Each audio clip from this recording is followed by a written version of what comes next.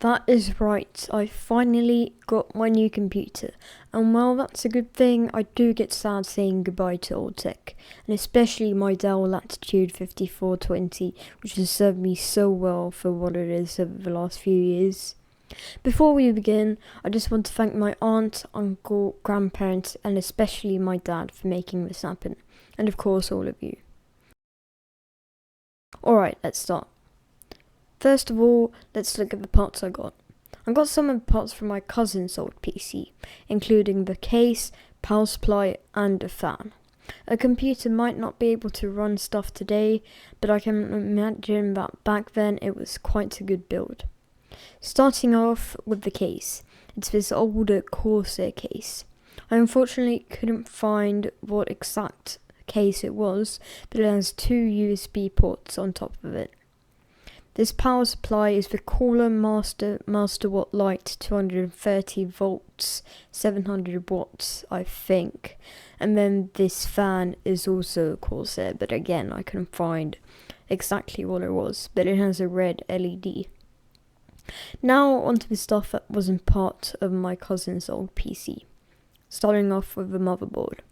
I got this Asus TUF Gaming B650 plus Wi-Fi. It's got 8 USB ports on the I/O panel and 3 M.2 slots.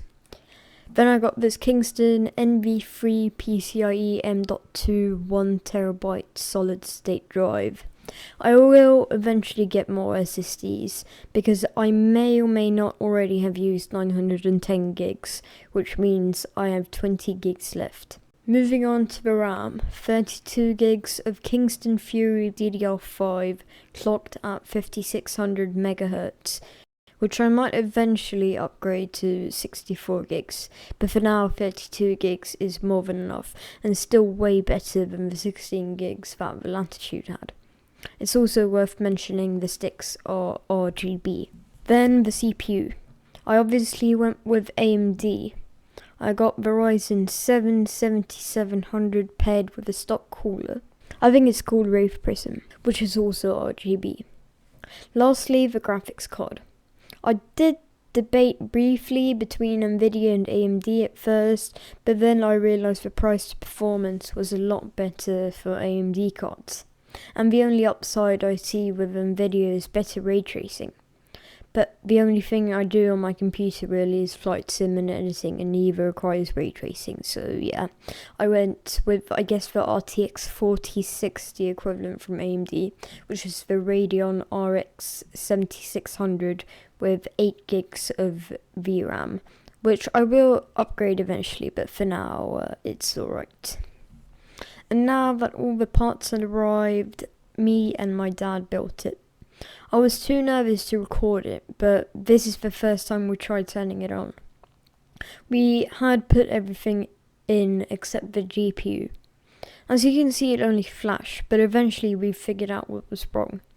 The CPU didn't have enough power because we'd forgotten to plug a cable in, but we sorted it out, put in the graphics card and got to the BIOS. At that point it was quite late, but the day after I installed Windows, got all of the drivers and started downloading all the games and programs I wanted. I also got the RGB controlling software and configured the CPU cooler and RAM. After that, we did some minimal cable management and put on the glass side panel. This is the finished look. The RGB colours on the CPU cooler and RAM match, but unfortunately the Corsair fan is stuck as red. I'll probably change it at some point, but I guess it works for now. And before you start complaining about it being on the floor, listen. When it was on my desk, I was worried I was gonna accidentally knock it over and break it. Plus, I like having space on my desk. However, knowing the genes I got from my grandpa, I'll find a way to knock it over anyway. And to end off the video, here are some benchmarks. It's also worth mentioning I've got a 4K 60Hz monitor. Yeah, I know. And these benchmarks are together with OBS Studios, so give it like 10 to 20 FPS without OBS. I got around 70 FPS in Fortnite, 1080p with epic settings without ray tracing, but still with ray tracing I got more than 60 FPS, so yeah, it doesn't really matter if I have it on or off. I got around 180 FPS in Forza Horizon 4 1080p ultra settings. I don't know how, but yeah, that's what the numbers say, and I'll definitely take it. And most importantly, I got around 70 FPS in Microsoft Flight Sim 2020 1080p medium settings. And even around London, I got 65 FPS. So thanks again everyone. If you want to see the rest of my setup, click here. See ya.